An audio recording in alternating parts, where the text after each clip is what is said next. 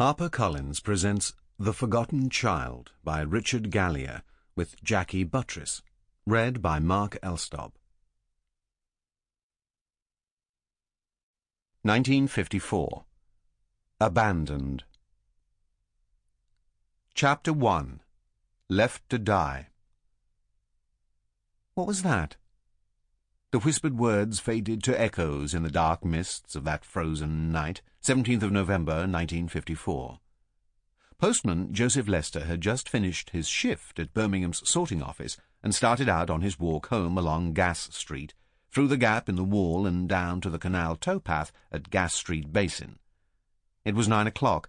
The temperature was 2 degrees below zero.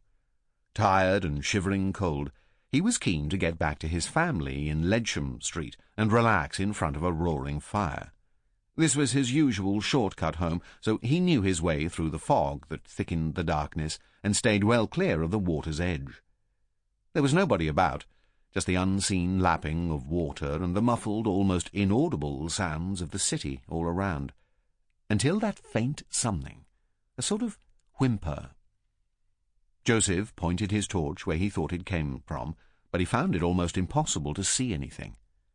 He retraced his steps and tried again, shining the beam to and fro over the water and straining his eyes to pick any form out of the darkness. As he moved his torch for one last sweep over the canal, the beam caught something pale. Was it his imagination? Had it moved? There it was again. An eerie sound. Was it a wounded animal? Surely even a rat wouldn't venture out on this wintry night. But rats aren't usually pale-coloured.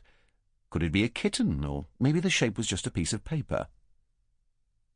Joseph hesitated. It was probably nothing worth stopping for, but something niggled at him, making him turn back from his homeward path.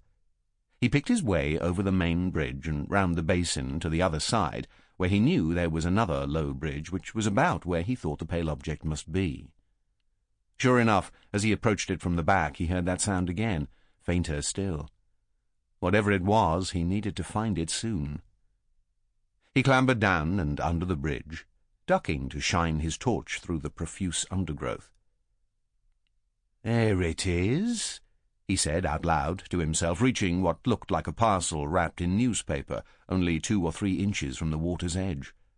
But this was no normal parcel. As he peeled back the paper, he found inside a scrawny, newborn baby, white, cold and whimpering. Joseph was shocked beyond belief. He'd seen rats as big as cats down there, capable of attacking this baby or pushing him into the canal.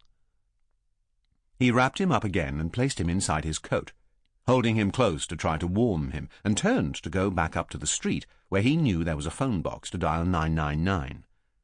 Police Constable Watson came to meet Joseph and took his name, then noted down his brief account of finding the baby. "Well done, mate," he told him. "You might have saved a life tonight." Joseph smiled and went on his way back to his wife and children. Meanwhile, the policeman hailed a squad car and took the baby straight to the accident hospital, where he was rushed through and seen straight away. A nurse gently opened up the 2 layers of newspaper and removed the thin, stained blanket beneath. She gasped when she saw the baby's roughly cut umbilical cord. "Do you think the mother gave birth alone?" she asked. "Yes, it looks like it," said the doctor. "And he looks underweight, probably premature." Clearly shocked, he examined the boy. "He's only about 2 hours old, and his temperature's very low," he said as he gently rubbed the baby's fragile skin in an attempt to warm him up. "He's suffering from exposure. It's touch and go, I'm afraid." Another nurse arrived and weighed him before swaddling him in a soft, warm blanket. "Call the night sister," ordered the doctor, "and see if you can find the chaplain. This baby needs to be baptized. He may not survive the night." The night sister came, and the chaplain too. "What name shall I give him?" he asked. "Any ideas?" the night sister asked the nurses. "He looks like a Richard," suggested one of them. So that was the name he was given. "We must transfer him to Dudley Road Maternity Hospital," said the doctor. "They can put him in an incubator to give him the best chance. Can you arrange that, please, sister?" As they waited for the paperwork to be completed, the nurse Sample complete. Ready to continue?